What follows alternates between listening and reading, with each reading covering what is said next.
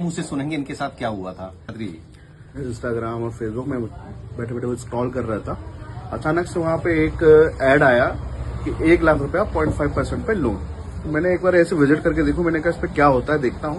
मैंने सिर्फ क्लिक किया है वो, और उस पर कोई क्वेरी नहीं डाली किसी भी तरह की। मैंने सिर्फ क्लिक किया है और क्लिक करके 15 या 20 मिनट हुए होंगे।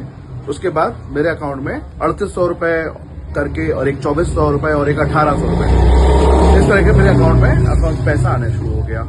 मैंने देखा ये किस टाइप का है, तो उस पर आ रहा था स्मार्ट रुपया करके पैसा आपके अकाउंट में ट्रांसफर हो गया। इसमें देखने वाली बात यह है, सबसे खास बात यह है कि इनने कुछ नहीं किया, ठीक है, लेकिन इनका नंबर उसमें पब्लिक था, तो उनने नंबर पब्लिक था उसको चेक करके उन्होंने यूपीआई चेक किया और यूपीआई के माध्यम से इनको लोन फोर्सफुली भेज दिया। इसको पुश लोन कहते हैं, पुश लोन क्राइम।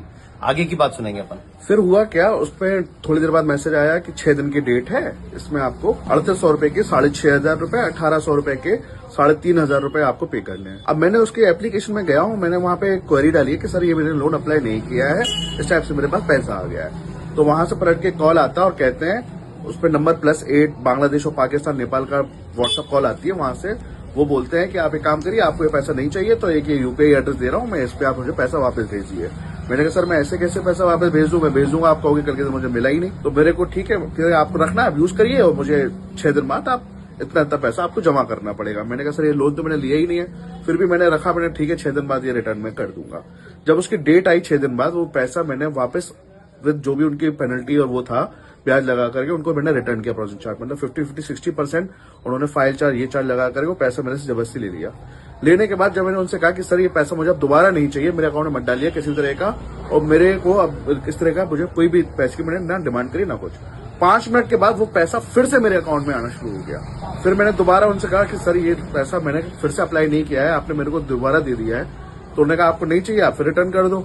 मैंने कहा सर ऐसे तो मैं फंसता जाऊंगा, मेरे समझ में आ गया ट्रैप है। और मैंने फिर भैया से बात करी इसके बारे में कि भैया ये ऐसा मैं एक ट्रैप में फंस रहा हूँ और ये पैसा मेरे पास आ रहा है, ये इसके बदले मेरे को 50-60% चार्ज लगा के मेरे से पैसा लेते जा रहे हैं। और मैंने पूछा उनसे कि अगर सर ये पैसा मैं अगर नहीं रिटर्न कर पाया तो कह रहे मैं आपके रिलेटिव्स को रेफरेंसेस आपके नंबर है, उन्होंने बकायदा स्क्रीनशॉट भेजा उसका कि इनको मैं कॉल करूंगा। अब मैं इस चीज में बहुत ज्यादा डर गया था। फिर मैंने कुलभूषण भैया से बात करी, उन्होंने मुझे सही गाइड किया कि आपको ये ट्रैप है, इसमें आपको बिल्कुल पढ़ने की जरूरत नहीं है।